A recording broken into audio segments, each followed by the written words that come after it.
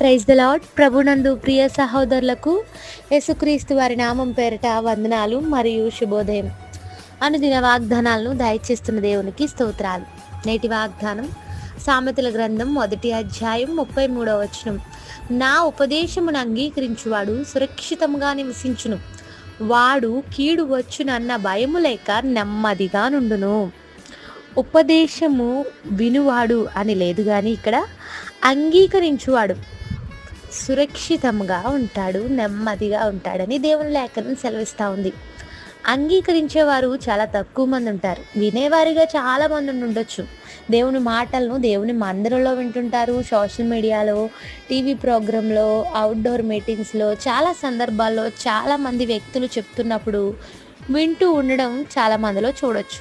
అయితే వినేవారిగా కాదు కానీ అంగీకరించేవారిగా, ఎవరైతే విన్నదాన్ని అంగీకరిస్తారో, అవును నేను దేవుని కోసం ఇలా చేస్తాను, విన్న మాటలు ఇలా ఆచరిస్తాను, నేడు ఈ రోజు నుండి నేను ఈ మాటలు అనుసరించి జీవిస్తాను, ప్రార్థిస్తాను అని ఎవరైతే ఆ ఉపదేశాన్ని బట్టి నడుచుకునేవారిగా ఉంటారో వారు సురక్షితంగా ఉంటారు. ఎలా అంటే కీడు వచ్చునన్న భయము లేక అంటున్నాడు ఇక్కడ భక్తుడు. ప్రపంచంలో అనేక భయాలలో విచిత్రమైన భయం ఏంటంటే కీడు వచ్చేస్తుందేమో అనే భయం. నా భవిష్యత్తు ఎలా ఉంటుందో, నా బిడ్డల జీవితాలు ఏంటో, వారి వివాహాలేంటో, ఏమైపోతామో, నా ఆరోగ్యం ఎలా ఉంటుందో, వారి వల్ల నాకు ఏమైనా అయిపోతుందేమో, వీళ్ళ వల్ల ఏమైనా ప్రమాదం వచ్చేస్తుందేమో, నాపై ఏమొచ్చి ఎలాంటి అకస్మాత్తుగా నా మీద ఎలాంటి శ్రమలు పడిపోతాయో అన్న భయంతో ఈ రోజుల్లో చాలామంది ఉండొచ్చు. అయితే దేవుని ఉపదేశాన్ని అంగీకరించే వారిలో కీడు కలుగుతుందేమో అనే భయం ఉండదు అని, వారు సురక్షితంగా జీవిస్తారు అని దైవ గ్రంథం సెలవిస్తూ ఉంది. బైబిల్లో అనేక సార్లు భయపడొద్దు అనే మాట రాయబడింది.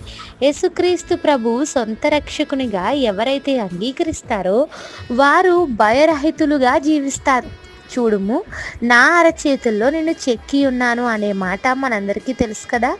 ఆయన చేతుల్లో మనమున్నప్పుడు సురక్షితంగా భయము లేక జీవించే వారంగా ఉంటాము.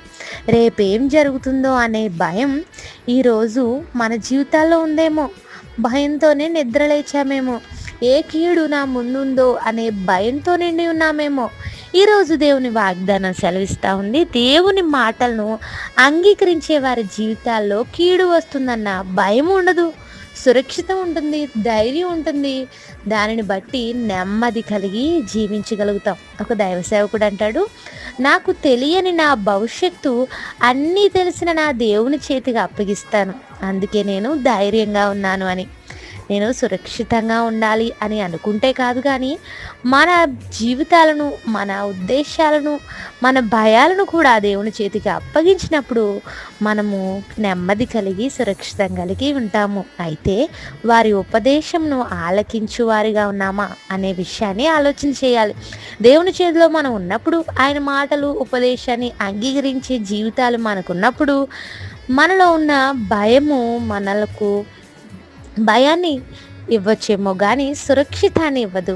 కానీ ఎప్పుడైతే దేవుని మీద ఆధారపడతామో, ఎప్పుడైతే దేవుని మాటలకు అంగీకరిస్తామో భయము లేక సురక్షితంగా నెమ్మది కలిగి జీవిస్తాము. మనకు తెలియని భవిష్యత్తును అన్నీ తెలిసిన దేవుని చేతిలో పెడదాం, సురక్షితంగా నెమ్మదిగా ఉందాం. ప్రార్థన. ప్రేమగల మా తండ్రి, మాతో మాట్లాడిన మాటలు బట్టి స్తోత్రాలు. మా ప్రియులను ఈ దినమంతా ఈ మాటల ద్వారా బలపరచండి. ఎలాంటి రకరకాల భయాలలో ఈరోజు ఎవరైతే ఉన్నారో వారు నీ ఉపదేశాన్ని అంగీకరించడం ద్వారా సురక్షితంగా ఉంటారని, నెమ్మది కలిగి ఉంటారని తెలియజేసిన నీ లేఖనాన్ని బట్టి స్తోత్రాలు చెల్లిస్తూ ఈ మాటలు ఈ దినమంతా ఆశీర్వాదకరంగా ఉంచమని అడుగుచు, నీ లేఖనాన్ని అనుసరించి జీవించే ఆచరణ మాలో దయచేయమని, నీ ఉపదేశాన్ని అనుసరించి జీవించే బ్రతుకులు మాలో దయచేయమని, అప్పుడు మాకు సురక్షితమును, క్షేమమును, నెమ్మదిని అనుగ్రహించమని అడుగుచు, యేసే నామములో అడుగుచున్నాను తండ్రి. Amen. Have a nice day. Thank you all. God bless us.